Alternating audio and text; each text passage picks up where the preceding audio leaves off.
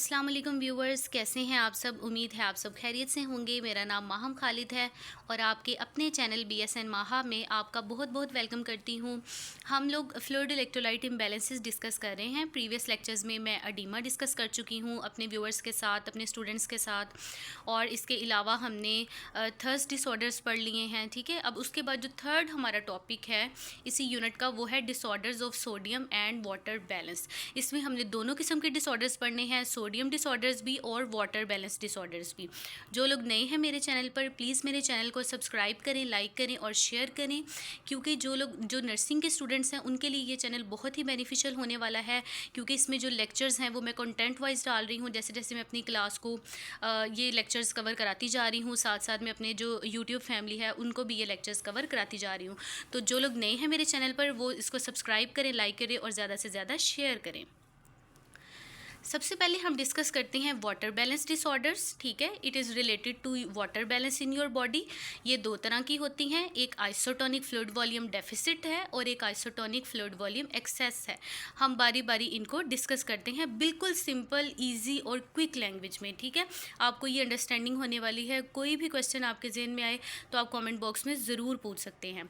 Fluid volume deficit क्या है? Fluid volume deficit is characterised by a decrease in the ECF including the circulating blood volume. अब देखिए extra cellular fluid क्या होता है। ठीक है, वो फ्लूइड जो आपके एक्स्ट्रा सेलुलर कंपार्टमेंट में है। अब बच्चों के जहन में ये क्वेश्चन होता है कि जी एक्स्ट्रा सेलुलर कंपार्टमेंट क्या होता है।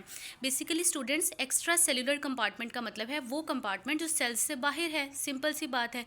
लाइक उसमें क्या आ जाता है, आपका इंट्रावेस्कुलर कंपार्टमेंट आ जाता है और इंटरस्टिशियल स्पेसेस आ जाती हैं। ठीक है, अगर आपका जो एक्स्ट्रा सेलुलर कंपार्टमेंट है उसमें मौजूद जो फ्लूइड है जिसको आप ECF कहते हैं, अगर वो रिड्यूस्ड हो जाए किसी भी वजह से, इसके रीजंस हम आगे जाके पढ़ने वाले हैं, अगर वो फ्लूइड रिड्यूस हो जाए तो उसको हम फ्लूइड वॉल्यूम डेफिसिट बोलते हैं।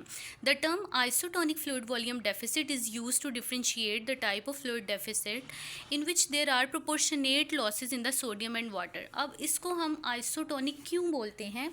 इसलिए बोलते हैं क्योंकि इसमें प्रोपोर्शनेट लॉसेज होते हैं सोडियम और वाटर के, यानी जितना सोडियम बॉडी से एक्सक्रीट आउट हो रहा है उतना ही वाटर भी बॉडी से एक्सक्रीट आउट हो रहा है।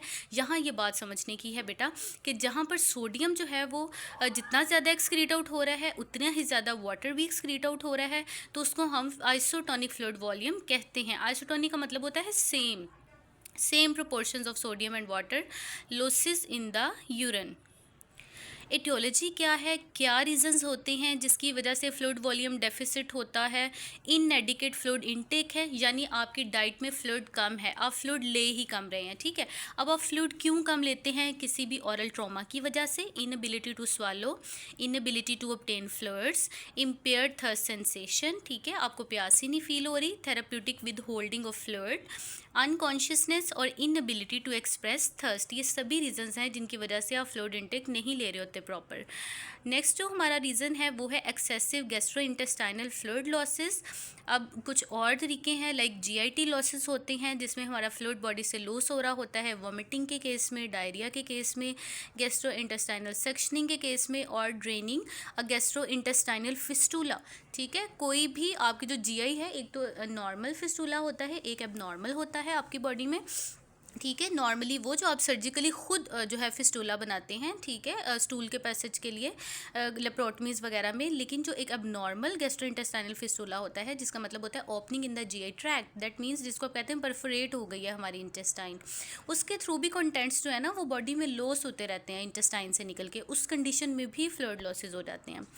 नेक्स्ट हमारा जो रीज़न है वो है एक्सेसिव रेनल लॉसेस। अब जो रेनल लॉसेस हैं वो भी एक रीज़न है फ्लूइड वॉल्यूम लॉस की, जिसमें डायूरेटिक थेरेपी है, ठीक है, ऑस्मोटिक डायूरेसिस है। ऑस्मोटिक डायूरेसिस का मतलब ये होता है कि जब आपकी बॉडी में ग्लूकोज एक्सेस लेवल में है तो ज़्यादा वाटर रिक्वायर्ड होता है इसको बॉडी से एक्सक्रीट आउट करने के लिए। उसके बाद एड्रीनल इनसफिशेंसी है, ठीक है, एडिसन्स डिजीज़ है, कमेंट बॉक्स में ज़रूर बताइएगा कि जो एडिसन्स डिजीज़ है वो किस तरह से रेनल लॉसेस को प्रमोट करती है, क्या रीज़न होता है जिसकी वजह से रेनल लॉसेस बढ़ जाते हैं। सॉल्ट वेस्टिंग किडनी डिजीज़ है, ठीक है, ऐसी किडनी डिजीज़ जिसमें सॉल्ट एक्स्ट्रा अमाउंट में वेस्ट हो रहा होता है बॉडी से। एक बात हमेशा याद रखें, जब भी सॉल्ट बॉडी से वेस्ट हो रहा होता है उसी तरह वाटर भी बॉडी से उतना ही ज़्यादा लॉस हो रहा होता है, जिसकी वजह से फ्लूइड वॉल्यूम डेफिसिट हो जाता है। नेक्स्ट जो रीज़न है वो है एक्सेसिव स्किन लॉसेस। स्किन से जो है वो एक्स्ट्रा अमाउंट में फ्लूइड लॉस हो रहा है, फीवर की वजह से, एक्सपोजर टू हॉट इन्वायरमेंट की वजह से, या फिर Burns and wounds that remove skin, ठीक है, इन रीजंस की वजह से स्किन लॉसेस होते हैं। या फिर थर्ड स्पेस लॉसेस होते हैं। थर्ड स्पेस का मतलब स्टूडेंट्स ये होता है कि जो फ्लूइड है वो आपकी बॉडी से एक्सक्रीट आउट भी नहीं हो रहा और आपकी बॉडी उसको यूटिलाइज भी नहीं कर पा रही। There is another space like third space जिसमें ये फ्लूइड पड़ा हुआ है, जो बॉडी के किसी काम का नहीं है, लेकिन ये बॉडी से बाहर भी एलिमिनेट नहीं हो रहा। अब ये कौन सा फ्लूइड होता है? जो इंटेस्टाइनल ऑब्स्ट्रक्शन के केस में होता है, अडीमा के केस में इंटरस्टिशियल स्पेसेस में जो फ्लूइड एक्यूमुलेट हो जाता है वो, या फिर असाइटिस के केस में जो पेरिटोनियम में फ्लूइड एक्यूमुलेट होता है वो हो सकता है। बर्न्स हो सकते हैं, उसमें भी आपको पता है कि इंट्रावेस जो सेल्यूलर कंपार्टमेंट है उससे इंटरस्टिशियल स्पेसेस में जो है ना इंट्रावास्कुलर कंपार्टमेंट से ब्लड मूव कर जाता है, ठीक है। तो उस केस में भी यही होता है कि फ्लूइड लॉस हो जाता है, थर्ड स्पेस शिफ्ट्स होती हैं। ये रीजंस थे व्यूअर्स जो हम डिस्कस कर चुके हैं। अब क्लिनिकल मैनिफेस्टेशंस हैं, डिटेल से डिस्कस करने वाले हैं कि फ्लूइड वॉल्यूम डेफिसिट में क्या मैनिफेस्टेशंस आती हैं, और पेपर पॉइंट ऑफ व्यू से ये बहुत इंपॉर्टेंट क्वेश्चन है कि फ्लूइड वॉल्यूम डेफिसिट में कौन से क्लिनिकल मैनिफेस्टेशंस आते हैं, तो इसको गौर से ज़रूर सुनिएगा। एक्यूट वेट लॉस होता है इसमें। अब कितना वेट लॉस होगा डिपेंड करता है कि फ्लूइड वॉल्यूम डेफिसिट कितना सीवियर हुआ है। अगर माइल्ड केस है तो 2% बॉडी वेट लॉस होगा, अगर मॉडरेट है 2 to 5% होगा, अगर सीवियर है 8% और ग्रेटर जो फ्लूइड है वो बॉडी से लॉस हो सकता है, ठीक है। नेक्स्ट जो मैनिफेस्टेशन आएगी वो है compensatory increase in the anti diuretic hormone, ठीक है। जो एडीएच हार्मोन है उसका लेवल जो है कंपनसेशन में बढ़ जाएगा, ठीक है, जिसकी वजह से क्या होगा, डिक्रीज यूरिन आउटपुट। अब मैं अपने प्रीवियस लेक्चर्स में भी बता चुकी हूँ कि एडीएच हार्मोन का फंक्शन ये होता है कि ये बॉडी में फ्लूइड को कंजर्व करता है और यूरिन आउटपुट को रिड्यूस करता है, ठीक है। तो एडीएच हार्मोन की एक्सेस होगी कंपनसेटरी, जिसकी वजह से यूरिन आउटपुट रिड्यूस हो जाएगा, और बिल्कुल इसी तरह से क्या होगा, ऑस्मोलैलिटी जो है वो इंक्रीज हो जाएगी, ठीक है। ऑस्मोलैलिटी का मतलब होता है increase in the solute concentration of the urine, तो वो ऑस्मोलैलिटी भी बढ़ जाएगी। देन क्या होगा, इंक्रीज सीरम ऑस्मोलैलिटी की वजह से क्या होता है, ये मैं प्रीवियस लेक्चर थर्स्ट डिसऑर्डर्स में बता चुकी हूँ कि थर्स्ट होगी, increase haematocrit and burn level, ठीक है, ये बढ़ जाएंगे ऑस्मोलैलिटी की वजह से। उसके बाद देखें डिक्रीज्ड वेस्कुलर वॉल्यूम जो है वो रिड्यूस्ड हो जाएगा, ठीक है। उसकी वजह से क्या क्या सिम्टम्स आ सकते हैं, पोस्चरल हाइपोटेंशन हो सकती है। पोस्चरल हाइपोटेंशन का मतलब ये होता है कि जब आप अपना पोस्चर चेंज करते हैं तो आपका ब्लड प्रेशर जो है वो 10 to 20% तक ड्रॉप कर सकता है। लाइक अगर आप लेटे हुए हैं, अगर आप बैठते हैं उस कंडीशन में तो कम होगा ब्लड बीपी जो है, और अगर आप बैठे हैं और खड़े होते हैं, ठीक है, यानी जब भी आप अपना पोस्चर चेंज करेंगे तो ब्लड प्रेशर की रीडिंग जो है वो फॉल करेगी, 10 to 20% तक फॉल कर सकता है। इसी वजह से क्या होगा, टेकीकार्डिया हो सकता है, वीक एंड थ्रेडी पल्स है, decrease vein filling and increase vein refill time. इसमें क्या होता है कि जितना ज़्यादा वेस्कुलर वॉल्यूम रिड्यूस होता जाएगा उतनी ज़्यादा जो वीनस फिलिंग है ना, जो वीनस रिटर्न होती है हमारी, उतनी ही ज़्यादा रिड्यूस होती रहेगी, और वीनस रिफिल का जो टाइम है वो बढ़ता जाएगा, ठीक है, जिसकी वजह से क्या होगा, हाइपोटेंशन हो सकती है और पेशेंट शॉक में जा सकता है। नेक्स्ट देखें decreased ECF volume, extra cellular fluid जो है वो रिड्यूस्ड हो जाएगा, जिसकी वजह से क्या होगा, depressed fontanelles in an infant and sunken eyes and soft I balls. Empire temperature regulation, हमारी बॉडी में फ्लूइड जो है वो क्या कर रहा होता है, टेम्परेचर को रेगुलेट कर रहा होता है। अब फ्लूइड वॉल्यूम रिड्यूस्ड है जिसकी वजह से टेम्परेचर बढ़ जाएगा बॉडी में, ठीक है, elevated body temperature. Next topic हम डिस्कस करने जा रहे हैं वो है आइसोटोनिक फ्लूइड वॉल्यूम एक्सेस। ये एग्जैक्टली ऑपोजिट है आइसोटोनिक फ्लूइड वॉल्यूम डेफिसिट से, ठीक है, जिसको हम फ्लूइड वॉल्यूम एक्सेस बोलते हैं नॉर्मल लैंग्वेज में। अब इस केस में क्या होगा कि जो सोडियम और वाटर हैं वो प्रोपोर्शनेट अमाउंट में हमारी बॉडी में इंक्रीज हो जाएंगे। Fluid volume excess represents an isotonic expansion of the ECF compartment with increase in both interstitial and vascular volumes, क्योंकि इन दोनों से मिलके ही क्या बनता है, हमारा एक्स्ट्रा सेलुलर कंपार्टमेंट बनता है। Aldous increase fluid volume is usually the result of a disease condition, this is not always true, क्योंकि कभी कभी देखिए नॉर्मली भी फ्लूइड वॉल्यूम एक्सेस हो सकता है, लाइक प्रेगनेंसी वगैरह में हो सकता है। प्री मेंस्ट्रुअल सिम्टम्स के दौरान भी बॉडी जो है वो फ्लूइड को कंजर्व कर रही होती है, तो फ्लूइड हमारी बॉडी में रिटेन होना शुरू हो जाता है, ठीक है। या एडिमेटस कंडीशन में भी ऐसा होता है, फ्लूइड वॉल्यूम एक्सेस हो जाती है। For example, a compensatory isotonic expansion of the body fluids can occur in healthier people during hot weather as a mechanism of increasing body heat loss. और body heat loss को maintain करने के लिए hot weather में हमारी body जो है उसमें भी फ्लूइड्स जो है वो कंजर्व होना शुरू हो जाते हैं, जिसकी वजह से फ्लूइड वॉल्यूम एक्सेस नॉर्मली भी हो सकता है। अब देखिए एटियोलॉजी क्या है, क्या क्या रीजंस हो सकते हैं abnormal isotonic fluid volume excess के। उसका फर्स्ट रीज़न है inadequate sodium and water elimination, कि आपकी बॉडी से जो सोडियम और वाटर है वो प्रॉपरली एलिमिनेट नहीं हो पा रहा, ठीक है।